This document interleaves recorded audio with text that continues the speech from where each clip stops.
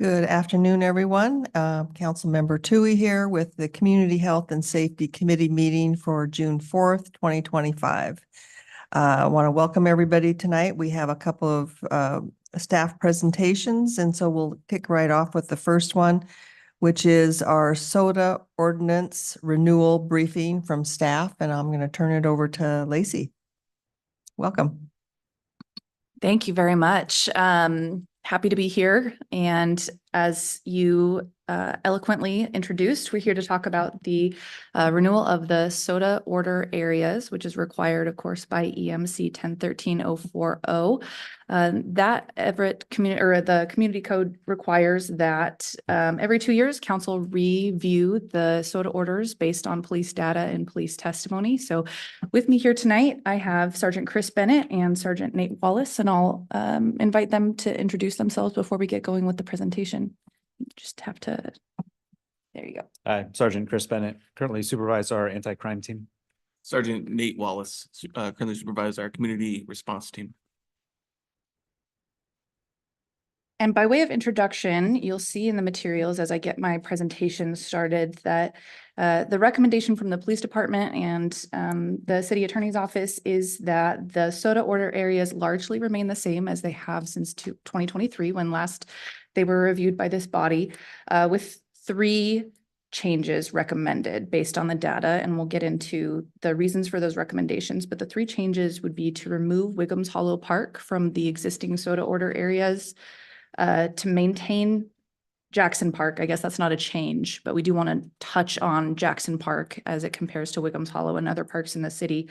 And then to add in as a new old area, the north area of Broadway from the 700 block to Marine View Drive. And again, we'll discuss the reasons and the bases for those recommended changes. So let me see if I can get this right and share. It's good.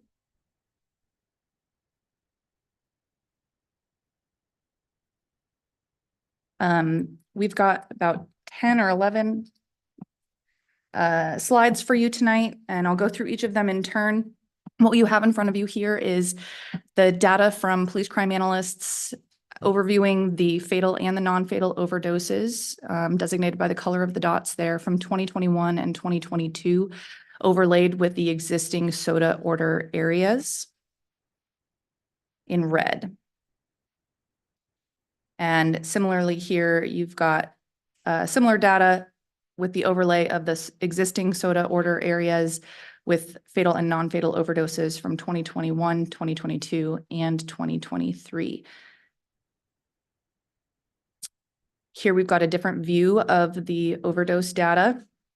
Here you can see the 2022 overdoses broken out by a little bit more data. And I don't know, Sergeant Bennett, would you be able to speak to the data that was used in making this slide briefly? So it was pulled by our crime analysts. I'm not exactly sure what source they're using. I know they rely upon a lot upon the recaps that we have, as well as the police and fire responses. So the trouble with the data will always be that this is only what's reported, and that are occurring on the street, and people are using their own Narcan or anything like that. We're not going to have numbers for that. And this is similar to the data that's shown in the next slide, which is the 2023 overdoses. So the same data, just different year. And if I can jump back and forth between these, you can see a little bit of the uptick in 2023 for the total overdoses, as well as the fatal overdoses that we're seeing throughout the city. And again, in 2024, with a slight downtick in 2024.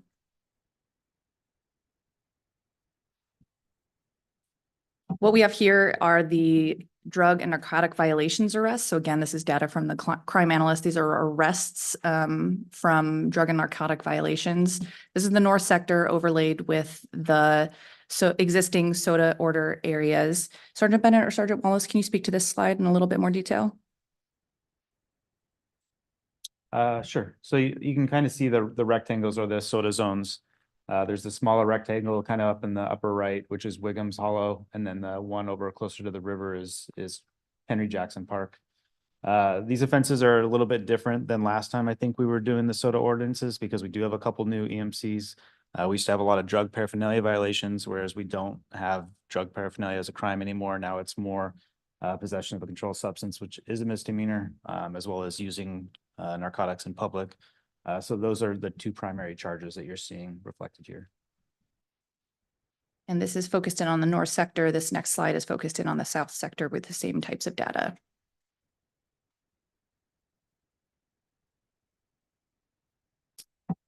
This next slide is citywide, so a compilation of the last two slides that you saw gives a better overview of kind of the hot spots around the city from 23 and 24 for a total count of about 1,700. And then breaking it out into a little bit different type of data. So you've seen fatal and non-fatal overdose data. Now you've seen the arrest data that resulted in the actual arrest of an individual for a violation related to drug use or narcotics. What this is substance abuse calls for service. These calls for service are coming from the community. Is that accurate, Sergeant Bennett? Yeah, so this is just a little bit more, encompasses a little bit more. This could incorporate calls where somebody suspected somebody was under the influence of something. They were contacted by the police. Maybe they went to the hospital. Maybe they just walked off. There's a lot more calls for service that go into this. So just a different Yeah, type of, oh, go ahead. Not just arrest or crimes. These might be substance calls where substance was at the root of the issue, but maybe there wasn't an arrest made or a crime to be enforced. And this is data from 2023 and 2024 with the soda areas as they exist today overlaid. And because when we last visited with council, there were some questions about the data as it relates to city parks. We did ask our crime analyst and Sergeant Bennett and Sergeant Wallace to take a look specifically at city parks. So what you'll see is in slide, I think this is 10, this is substance abuse calls for service. So that data that we just discussed that isn't necessarily related to a criminal violation or resulted in an arrest, but could be some that are the underlying cause is from substance abuse. So these are calls for service in all city parks. Unfortunately, the programming didn't allow us to overlay the soda areas as it relates to this, but this shows the existing city parks and kind of where that activity is happening to the extent that it is in city parks. But more illuminating, I think, is this final slide at the presentation. This is the drug and narcotic violation arrests for all city parks. Again, a little limited by the data capabilities that we have for overlaying the soda area at areas as they exist. But what you'll see here is, and I apologize for it being so small, but the final slide in the corner, the lower left corner, shows the numbers as they relate to each city park. Those are designated by just their addresses, so I apologize that they're not entitled Wiggums Hollow Park or Henry Jackson Park. But what I can tell you is the first three are Clark Park, James Hill Park, and Wetmore Plaza. Those are accounting for the lion's share of the arrests that are related to narcotics in city parks. Obviously, Clark Park well and above any of the other parks here in the city. So those three already exist in the soda areas as they are designated today. And then number 4 down on the list that starts 2808 10th Street, that's Wiggums Hollow Park. And the 5th one down on the list, 1700 State Street, that's Jackson Park. And I would like to invite one of the sergeants to discuss the data because, as I stated in my introduction, the recommendation is to remove Wiggums Hollow Park from the soda areas order based on not only the data, but the on-the-ground experience that our sergeants and our teams are experiencing at that park, but to keep Jackson Park as one of the soda areas. So because the data is a little bit limited in those areas, I want the sergeants to have an opportunity to speak about what they're seeing on the ground. And I think that Sergeant Wallace would probably be the most educational as to that point. My unit normally fields most of the calls that we'll get the complaints that come into our office, and we'll go down there and we'll either do surveillance or work the area. We're not seeing a lot of activity at Wiggums. However, we're seeing a ton of activity at Jackson currently. And there's a lot of other reasons around that, but the park seems to be the center of it. And a lot of times we'll find that a lot of the problems end up congregating there at the park. So Sergeant, can you speak to the utility of keeping that park as a soda area for the next 2 years, if that's the direction the council chooses to go? I think it'd be very beneficial. If if someone has a soda area and they're not allowed to be there at the park, it would hopefully keep them away from the park and away from that drug activity. And then can you speak to Wiggums Hollow Park and why, despite similar data, why Wiggums Hollow Park is not presenting the same challenges for your team and the police in general? We're not seeing the level of activity that we're seeing there at Jackson Park. We've spent a considerable amount of time in that area, but we're not seeing the foot traffic. We're not seeing the people that we know associated with drugs, and we're not getting the calls either. Okay, great. So that's as it relates to parks. I do want to go back and just briefly touch on another recommendation that we're bringing before council, which is to add the 700 block of North Broadway back into the soda area orders. And I'll just pull up this slide in case it illuminates our discussion at all. But the data a couple of years ago in 2021, pardon, when we brought this resolution before council in that regular cycle, you may recall that at that time, the development in North Broadway, in addition to, I think, the effect of the pandemic and there being kind of less activity in general during the 2020 period, did lead us to think that the development in the area was, I think, not providing the data to support keeping that area as a soda designated area at the time. However, since that time, Sergeant Wallace's crew has seen, and the data is bearing out, an increase of activity in that area of North Broadway between 700 and Marine View Drive. So at this point, it is our request and our recommendation that the area of North Broadway north of the 700 block be added back in and extend to the Marine View Drive intersection. And Sergeant Wallace, can you speak to what you're seeing on the ground up there at North Broadway that would support that recommendation? Yes.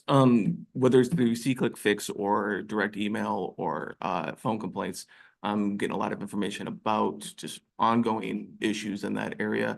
A lot of them seem to kind of go around where the 7-Eleven is right there. And we've made a couple of different arrests there. And in all honesty, it's the very furthest north portion that most patrol officers go. So it's getting patrolled less, basically because they have to get all the way through, North Everett to get down there. So I don't think it's getting patrolled as much as it probably should. And I don't think the data is as accurate as it should be if we were able to get more people down there. But the times that we're working it, we are seeing quite a bit of substance-related issues. So those are the recommendations from the police department, and I would open it up to any questions from council members. Okay, Councilmember Bader. Thanks, Councilmember Tui. So good, very interesting info. But I mean, we see some data here, and I thought that would correlate with or better with what you're saying in terms of activity you're seeing. So, I mean, a good example is we see 3 dots on Jackson Park, but you're saying you still see a lot of activity down there, right? So can you talk about why it doesn't seem like I mean, I know that isn't supposed that's arrests, not activity, but why that doesn't seem to correlate better with a lot of activity, say compared to North Broadway or what have you?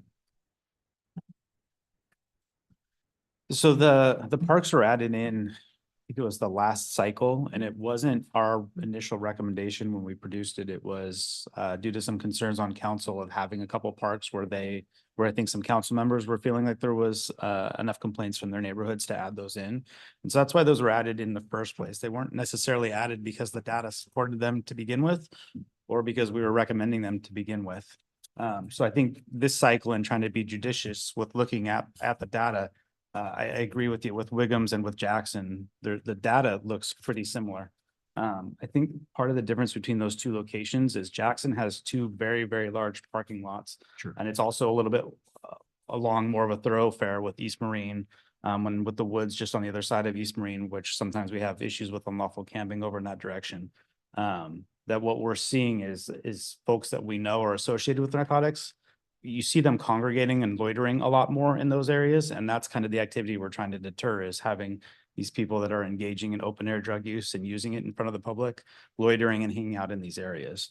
And as you pointed out, some of it's just the arrest data. It's just based on arrests. It's not based on what we're seeing. So that portion is, as far as kind of differentiating those two parks, is just based upon the activity that we're seeing and the people that we know are using drugs and associated with that kind of thing that we're seeing at one location and not at the other.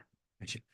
And then, I'm not sure this would be for you or Lacey, but so if we do look at this kind of data, it looks to me like just north and south of downtown, that could, based on this data, justify something like that, as well as I think a couple of the maps seem to show a 3rd Avenue Southeast, just off of Evergreen, there north of Target. Any reason why we're not looking at, I think that's 3rd Avenue, that north south line, why we're not looking at something in those areas? Yeah, I'll go ahead and field that one, and then either Sergeant, if you have anything to add. One of the things that we're always considering when we're recommending the SOTA areas is, first and foremost, these orders are meant to combat drug trafficking. And so we always want to look at it through the lens of which locations not only have the most arrests or maybe the most calls for service, but are also the most conducive to drug trafficking, which is why you see the SOTA areas along so many of the main thoroughfares. The other thing that we're always considering is being cautious with adding too much of the city or too broad a swath of the city into a SOTA area.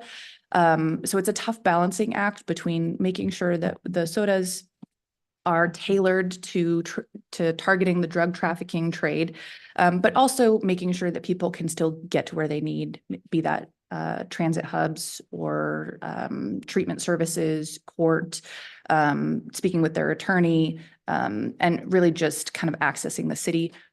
These orders do occasionally get challenged from defense attorneys from a number of different standpoints. And so far, we've been very lucky and I think smart in defending against those challenges, because we don't paint the city in too broad of a brush with the SOTAs. So to balance making sure that we're combating the most high traffic areas from a trafficking drug standpoint, and also making sure that that residents who may be subject to a SOTA order still have the ability to move in and about the city and do what they need to do throughout their daily lives.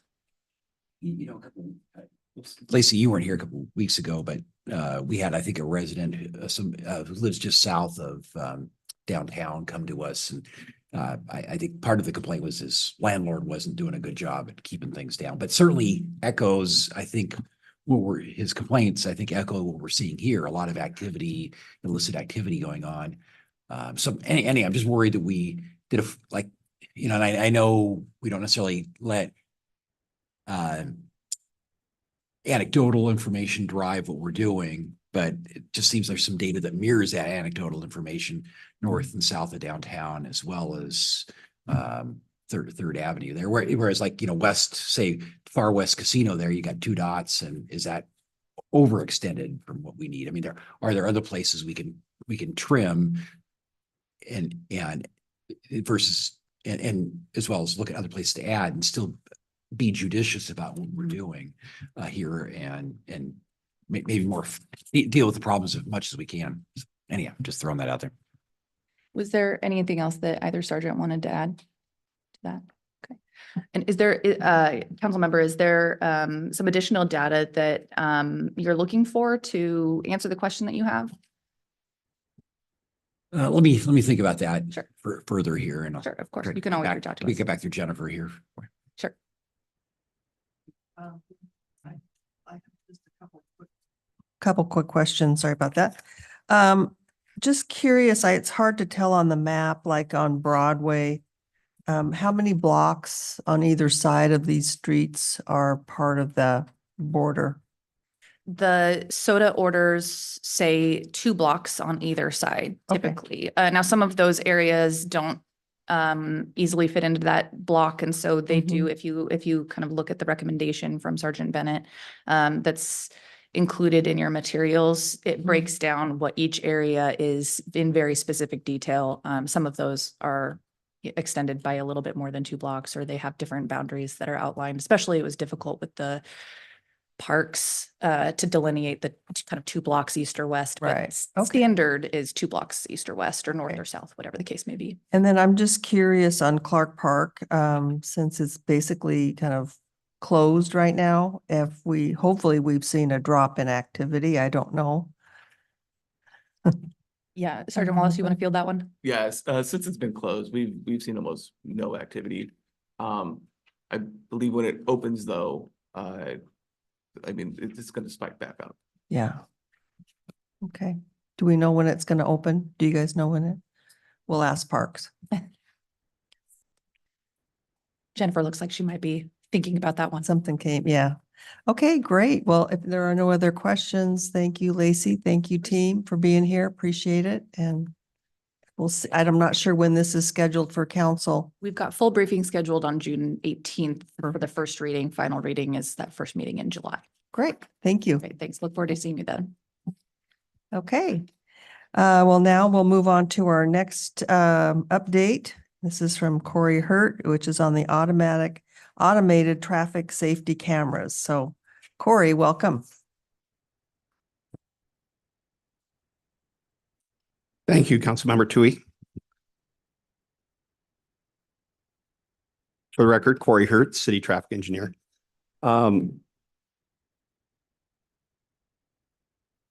My apologies here. Get my slide advancer. Okay. So thanks for the opportunity today to come talk to you and brief you on an update on our photo enforcement program here in Everett. Photo enforcement program is a safety program, and it's been based on a safety analysis. We decided to install 9 cameras at 6 intersections for red light enforcement and 2 cameras in 1 school zone at Horizon Elementary on Casino Road. Crash history supports these locations to this day. These still represent 6 of the top 7 intersections for total crashes, and Casino Road at Horizon Elementary remains the highest speed roadway with a school zone in Everett. So these are all also on the high risk network for our Vision Zero plan that's currently under development. So while systems were being planned and installed, we went out and educated and did some outreach and visited 11 neighborhoods, a council of neighborhoods, the diversity board, Connect Casino Road, and last visited this committee in March of 2024. We also did a survey that showed support for photo enforcement by a narrow margin. A quick update on how we've been doing this. A quick reminder that we did go out and install signs a minimum of 30 days prior to the systems being turned on. We then had a 30-day warning period where warnings were issued, and then following that, the systems went live and notices of infraction went out. This is an example of what the warnings look like. They were all mailed within 14 days. A clear indication and no fine was due. This was a good piece of education for the public, and let them know that they could soon expect notices of infraction should they continue to speed in the school zone.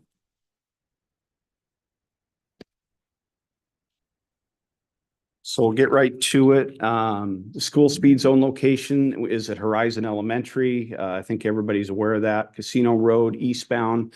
It starts at about 8th Avenue and westbound just east of the Fred Meyer driveway or traffic signal. Here's the history of crashes that we've seen lately. I took a look at the location between 8th and the Fred Meyer driveway. I did want to say warning notices went out starting April 3rd of last year, and the notices of infraction were issued starting May 6th of 2024. The data so far has been very positive. In 2023, there were 25 total crashes in that school zone, with 12 injury crashes, and that included 3 pedestrian crashes. I went back and looked at 2022, 2021, and 2020. All of those had about 25 crashes per year, all of those years. In 2024, following the implementation of photo enforcement, there have been a total of 9 crashes with 4 injury crashes, one of those being pedestrian and 1 being bicycle. So far, very encouraging results.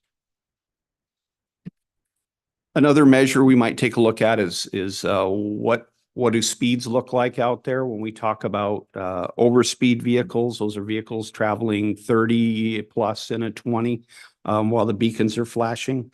Before we ever turned the system on, before we ever really started talking about it in the public eye, there were 70.2% of the people while the beacons were flashing driving 30 or over. In 2024, in April, when we started issuing warnings, that month there was about 64.8% of the vehicles traveling over 30 miles an hour. Fast forward to when citations began being issued in May of 2024. And for that month, the percentage of vehicles traveling over 30 miles an hour dropped to 45.3%. And then continuing to this day in May to 42.9% of the traffic. It seems to have stabilized there.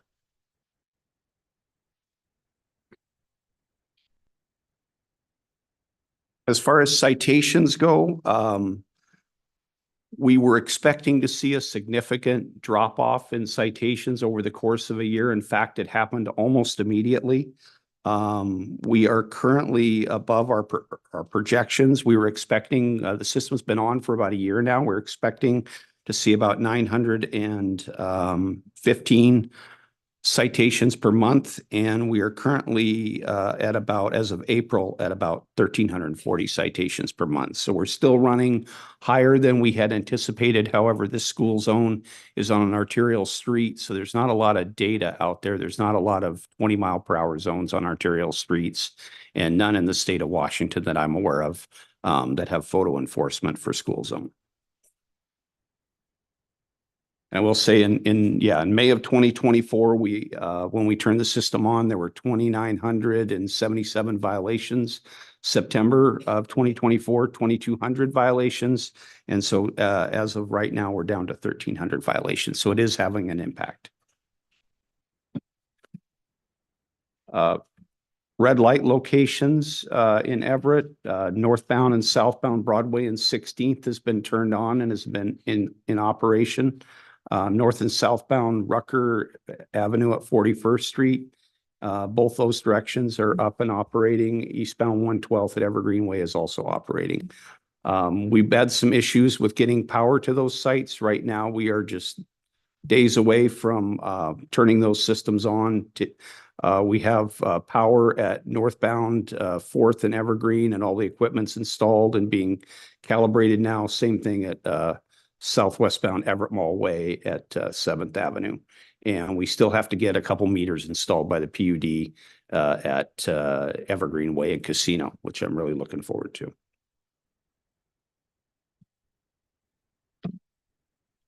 So we only have one red light camera that's been in operation long enough to really share some data. In 2023 at 16th and Broadway, there were 14 total crashes at that intersection with 7 injury crashes. In 2024, there have been 12 crashes with 4 injury crashes. Warning notices began about the middle of the year in June 10th of 2024. Notices of infraction began in July. So I took a look at the most current data in sector, and through June 1st of 2025, there were 4 recorded crashes at this intersection with 0 injuries.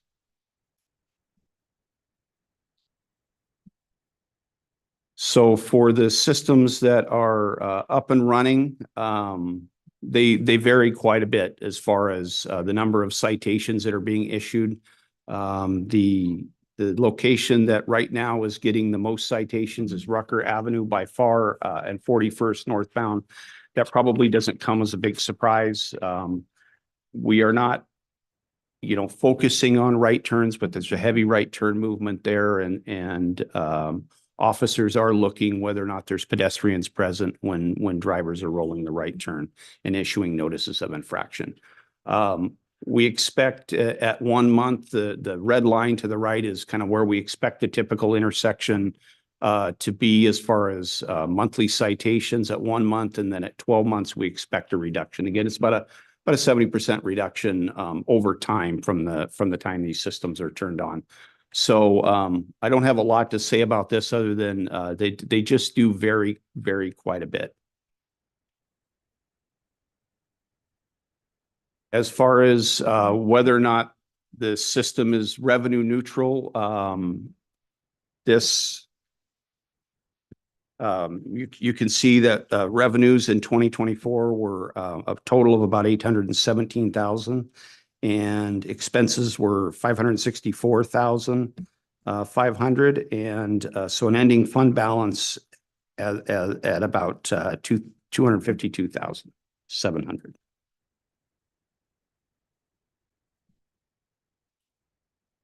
So there are a number of positions that are funded by this program. There's 8 positions that are fully funded or partially funded. Court administration has proven to be more labor intensive than was originally anticipated. So positions were added. In Budget Amendment 1, a position was added, and all of the notices of infraction citations are being processed. So as far as where we're at currently in 2025 revenue and expenses, this chart is meant to show that we're very close to on track with where we expected to be. What you see as being the actual as being a little bit lower as a result of Christmas break in 2024. Kids are out of school half the month, and so citations are not being issued in the Horizon school zone. And so those citations typically get paid a couple months following issuance. And so though that's why you see that we're lagging a little bit, but in my mind, we're definitely right on course to remain revenue neutral. So that's all I have. I'd be happy to take any questions that anyone might have. First, thanks, Corey. Good information here and intriguing information. Just a couple of thoughts here in terms of for the Horizon Elementary, we're going to slide. What would it be? The one that shows these 23, 24 crashes. That 24 crashes. Any idea how many? Any thoughts about how many of those were pre April of 2024? I mean, if we really like drop dramatically, or I didn't go into that analysis. I was actually just pleasantly surprised that it dropped by more than half. yeah, no kidding. That's great news. I was wondering also on the next slide if do you have any sense if other excessive speeds are dropping? I mean, 30. Great, that's a bright line, but I mean, are we seeing fewer people going 40 or 50 in that as well? Or is those really excessive speeds just still happening because those folks devil may care? We've definitely seen a drop in the higher end speeds. I think last year we had one registered vehicle with 54 citations.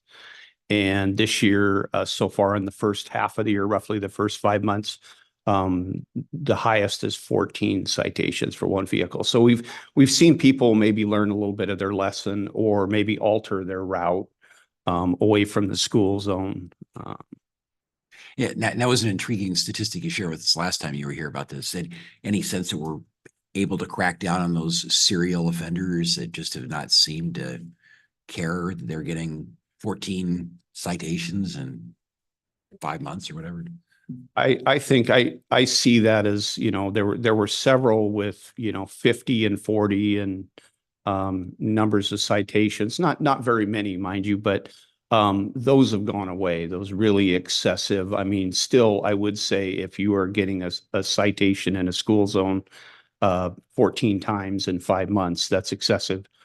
But certainly we're seeing some improvement. When I look at the data, what I'm seeing is an overall, the average speed has dropped, 3 to 4 miles an hour in the school zone over the course of the past, year. And so that's been positive. And I am seeing fewer of those 50 plus vehicles getting cited as well. I'm just concerned about being able to crack down on those intractable ones. I mean, if I got one, I'd be like, yeah, okay, that's it for me, but 14 is.